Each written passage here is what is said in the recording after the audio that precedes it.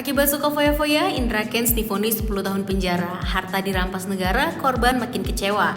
Indra Kusuma alias Indra Kents telah menghadapi vonis atas kasus dugaan tindak pidana pencucian uang kasus Binomo di Pengadilan Negeri Tangerang, Banten pada Selasa 14 November 2022. Dalam vonis itu, Indra Kents dijatuhi hukuman penjara selama 10 tahun dan denda 5 miliar rupiah. Jika denda tak bisa dibayarkan, maka akan diganti tambahan hukuman 10 bulan lagi. Ia dinyatakan bersalah karena menyebarkan berita bohong dan dianggap menyesatkan sehingga mengakibatkan sejumlah orang mengalami kerugian miliaran rupiah. Indra Kents sempat dijuluki Crazy Rich Medan lantaran beberapa waktu lalu karena kerap memamerkan kemewahan di akun media sosialnya. Ternyata kekayaannya itu berasal dari aksi penipuan dan tindak pidana pencucian uang yang ia lakukan melalui aplikasi trading Binomo. Apa saja fakta-fakta dalam vonis tersebut? Berikut ulasannya. Dinilai sosok malas kerja dan suka foya-foya.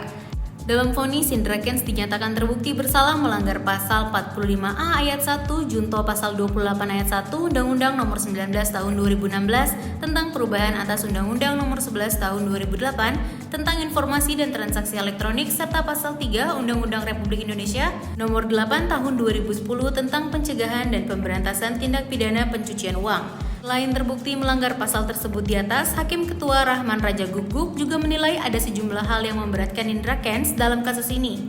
Di antara yang memberatkan, Hakim menilai Indra Kents adalah sosok yang suka berfoya-foya dan malas bekerja. Hal yang memberatkan bahwa terdakwa menikmati uang hasil para trader dengan berfoya-foya dan gaya hidup mewah, kata Hakim Rahman Raja Guguk saat membacakan putusan di PN Tangerang Senin 14 November 2022. Bahwa terdakwa orang malas bekerja keras untuk mendapatkan uang, bahwa perbuatan terdakwa mengakibatkan kerugian besar bagi banyak para trader di Indonesia. Lanjut Hakim Rahman. Selain menjatuhkan hukuman penjara dan denda, Hakim Rahman Raja Guguk juga memerintahkan agar sejumlah barang bukti dalam kasus ini dirampas untuk negara. Barang bukti nomor urut 220 sampai dengan barang bukti nomor 258 dirampas untuk negara. Begitu ujar Hakim Rahman. Dalam amar putusan juga disebutkan keputusan tersebut merupakan satu di antara 3 perintah majelis hakim. Terkait dengan vonis yang sudah dijatuhkan, pihak Indra Kents menyatakan bakal mengajukan banding atas putusan tersebut. Kuasa hukum Indra Kents, Brian Praneda, mengatakan rencana banding itu diambil karena kliennya mengaku tidak menikmati uang daripada trader di Binomo. Brian juga mengatakan kalau majelis hakim telah mengesampingkan bukti persidangan yang menyatakan Indra Kents mendapatkan penghasilan dari Indodax yang jumlahnya mencapai miliaran rupiah. Vonis dari majelis hakim di Pengadilan Negeri Tangerang itu membuat kecewa para korban Indra Kents. Sejumlah korban yang hadir dalam sidang vonis Indra Kents itu meluapkan kekecewaannya terhadap majelis hakim.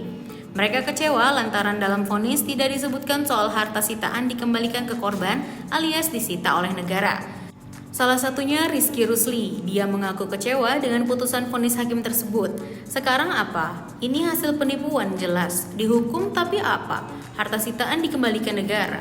Apa ini hasil korupsi negara? Tidak, ini uang kami, korban, kata Rizky meluapkan kekecewaannya Senin 14 November 2022. Keadilan mana keadilan? Negara tidak berhak menyita uang kami, ungkap Rizky.